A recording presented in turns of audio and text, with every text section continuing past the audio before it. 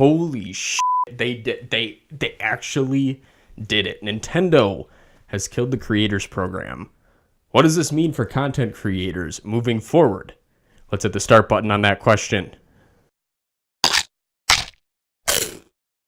Hello, Pondering Pastries, and welcome to another episode of CyniBytes, your source for games industry discourse.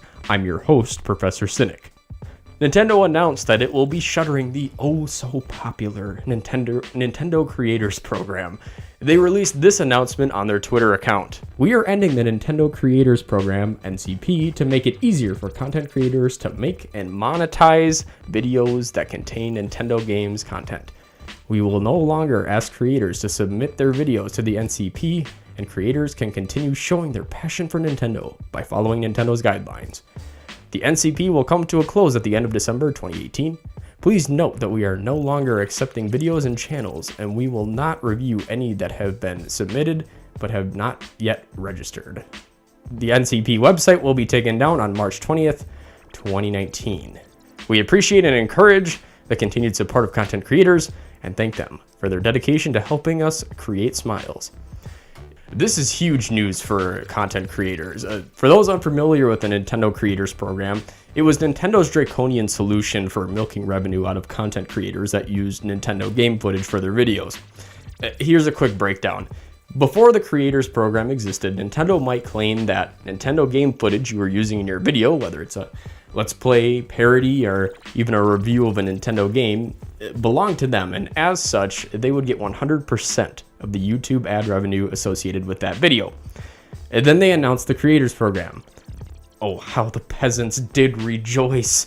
Creators could now share profits with Nintendo.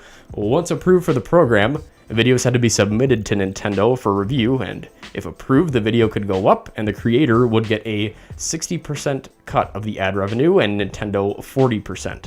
If you wanted every single one of your videos to be under this program, the split would instead be 70-30, and this of course was targeted at channels whose entire content revolved around Nintendo. If this sounds like a shitty deal for creators, that's because it is. And so, before we get into the implications of the Creators Program going away, I think it's worth spending a bit of time discussing why the program was a terrible idea in the first place. I think one of the more glaring issues is that the Creators Program made Nintendo stand apart from the other gaming companies, and not in a good way. It's pretty well known that when it comes to content like Let's Plays, the legality of such content is, it's unknown, it's a bit gray. See, a company could make the argument that if you're simply playing their game and injecting commentary over it, you're infringing upon their copyrighted material. However, companies like Sony, Microsoft, other big developers, they haven't pursued such litigation. And why? Well, because they see the value in content that Let's Players, streamers, and so on bring to their brand. Many gamers will tell you that they look to their favorite YouTuber or streamer for gaming recommendations. This is exposure for their product, and it comes absolutely free. These companies see the benefit, and so they allow it to continue. It's kind of this unspoken standard that's been built. The gaming company knows that they're getting exposure and excitement built around their product by these online personalities, and in return, these online personalities get to keep 100% of the ad revenue generated by their content. It's a symbiotic relationship, and one that I really think has strengthened the gaming community. But Nintendo, not once to do things that make sense, for better or worse, decided that they had zero interest in building positive relationships with internet personalities that wield a lot of influence. Like, a lot of influence. And so they created their program that siphoned off revenue from videos that contained Nintendo content into their own coffers at the teensy price of destroying any goodwill they had with the gaming creator community. It was just a bad look for Nintendo. Images of an old man sitting on his rocking chair on the front porch yelling at kids to stop skateboarding on the sidewalk comes to mind, but at least in that scenario, the old man isn't running up to you and taking money out of your pockets. Nintendo is. Another issue I have with the Creators Program is, why Nintendo? Why did you think that you deserved to stick your grubby mitts into my cookie jar and take out a metaphorical snickerdoodle? Why do you deserve any of the revenue I might make on my videos? I wrote the damn script. I pieced together the damn video. I wasted 20 hours of my life to play your absolute show of a tennis game so that I could thoroughly analyze and review it. No, sir. No. You don't deserve a goddamn penny from any ad revenue I would have made when making a review of Mario Tennis Aces. Fact of the matter is, you can't anyway, because I did a written review of it instead of a video review for the express purpose of denying you any potential ad revenue you may have made from claiming my video as your own. And now, caveat to that, I am coming at this from the angle of a reviewer. I play a game, I write a review for it, publish it, either in written or video form, so I am legally allowed to perform reviews of content, as are you, the viewers. And if I'm using video footage to convey points in my video, that's also protected. But this hasn't stopped Nintendo from trying to make copyright claims on reviews of their Nintendo games. However, there is a potential argument to be made about Let's Play videos or streams or just flat out using Nintendo footage for B-roll. It's not something that I'm going to get deeply into, but I'll leave it at this. Remember that legal gray area I was discussing earlier? The demilitarized zone, so to speak, between content creators and game companies allowing each other to coexist? If a company decided to start going after gamers, I think this might be an entry point for them. Companies may have an argument that you aren't allowed to just show an entire playthrough of their game while inserting commentary. In many cases, it is transformative, and it certainly doesn't replace the experience of actually playing the game. I totally understand that, and I agree. But from the information I've read anyway, game companies may have some basis of pursuing legal action in this arena, if they so choose. My fear was that if the creators program was successful, maybe companies like Sony and Microsoft stop being so lenient with content creators and make their own version of the creators program.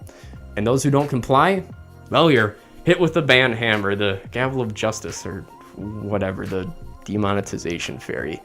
And my last gripe with the creators program, and to be clear, I still have more, enough to write an entire dissertation about, but we have a program to get on with here, is that it just straight up isn't ethical for Nintendo to be gatekeepers of content that is about them.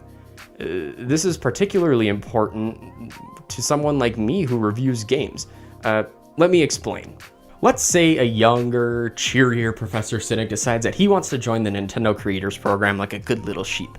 And so I apply, I'm approved, and I excitedly submit my first video for Nintendo's review process. It's a review about Nintendo's newest tennis game, Mario Tennis Aces, a game that surely took some of the best features from its best tennis game ever, Mario Tennis Power Tour, and incorporated them into this new title for the Switch. Except, I find out that not only did they not incorporate any of the fun RPG elements from Power Tour, the game is just dog shit all around, and so I make a less than savory review of Mario Tennis Aces and submit it to the Nintendo Creators Program for approval. This is the point that concerns me. What's to stop Nintendo from saying, nah, we ain't approving this one? They could give me some BS excuse like it doesn't support Nintendo's family-friendly values, it was too graphic, I made one too many jokes about bestiality. Whatever it is, there's nothing, I repeat, nothing, stopping Nintendo from turning down videos on the basis of, well, this makes us look bad. And knowing this, how is a creator supposed to move forward? For instance, let's say I'm a creator who makes a living on videos I produce. My content is centered on reviewing games, some of those games belonging to Nintendo. I'm doing a review of Aces. Sorry to keep dredging that up, it's just such a perfect example because it's seriously just such shit. But I'm doing a review of Aces. I want to pan it. In my heart, I know it's a bad game. But I rely on ad revenue from videos. I can't afford to spend 100 hours working on a video review only for Nintendo to turn it down. That's lost revenue. That's lost time. So this puts me in a bind. Do I submit the video as is, truth and all, knowing that all of my hard work might be for naught? Or do I fudge the review a bit? Do I put on some rose-tinted glasses and say, Aces, it's not so bad, knowing it might increase my chances of approval from the creators program? See, this is just, it's such a bad road we're going down, and regardless, I'm glad to say that this awful program is being done away with. So enough about the past. Let's look ahead. According to Nintendo, the Creators Program is coming to a close at the end of December 2018. What does this mean for content creators? Well, I'm telling you, it has an impact right here on this very channel. See, I have, for as long as I've been a gamer, been a huge fan of Nintendo. I've spent countless hours losing myself in the worlds they've created, whether that's the Mushroom Kingdom, Hyrule. I love spending my time playing Nintendo games. So, as a creator, it was really kind of hurtful, I guess, for lack of a better term, when Nintendo decided to be such dicks towards content creators. Most people making Nintendo-related content are doing it because they have a passion for Nintendo, and I'd consider myself one of those individuals. When the Creators Program was born, I had to make a tough choice. Do I join the Creators Program and possibly have the integrity of my reviews shaken because of the issues mentioned earlier? Do I make videos about Nintendo and just pray they don't get flagged or wrongly monetized? Do I just not talk about Nintendo at all? And the tough decision I came to, it was a bit of a compromise. I took up the policy of only writing reviews about Nintendo games and putting them on my website, giving them zero airtime on my YouTube channel. And you know what, Nintendo? As much as I felt like I was losing out by not making Nintendo videos, and it was tough, you're the ones losing out. No, you were. You see, because 90% of the time I'm talking about Nintendo, it's in a positive light. Yeah, I panned aces, but you probably didn't read my glowing review of Super Mario Odyssey, did you? And no one else did either. You know why? Because no one gives a fuck about written reviews anymore, Nintendo. No one gives a shit about them. They want videos. But because of your creator program, I decided I couldn't make Nintendo videos. And because of that, you robbed yourself from the influence of my tens and tens of viewers. It's a shame. So yeah, I was upset with the program, but the future looks bright. I am going to cautiously consider making videos about Nintendo games once the program is officially over. I say cautious though, because you know Nintendo could easily pull some other fuckery on us with our content. And I'm sure many other creators who have been holding out on Nintendo content will start making it again. One big name I'm curious to see react to this news is Angry Joe. I recall a video he made discussing why he can't spend time making Nintendo videos anymore for some of the reasons I previously mentioned. So yeah, I really hope that this is a lesson learned for Nintendo, and moving forward, maybe they'll see the positive impact that creators have on their projects. And Pastries, you've been given the sticky, but let's not end the conversation here. I want to hear from you. What's your reaction to the Creators Program closing down? Do you think it was a rotten deal for creators, or do you think it was a fair solution for people using Nintendo's content? Let's hit the start button on those conversations in the comment section down below. Keep things civil.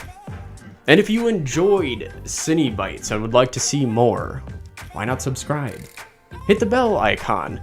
Rub some bald guy's head, but you still might not get updates on my content after all that, so might I suggest following me on Twitter? That's at Professor_Cynic, where I tweet out all of my new videos and content, or you can always mosey on over to my website, www.professorcynic.com, which is where you can read my glowing review of Mario Tennis Aces. And Pastries, as always, I remind you to stay cynical.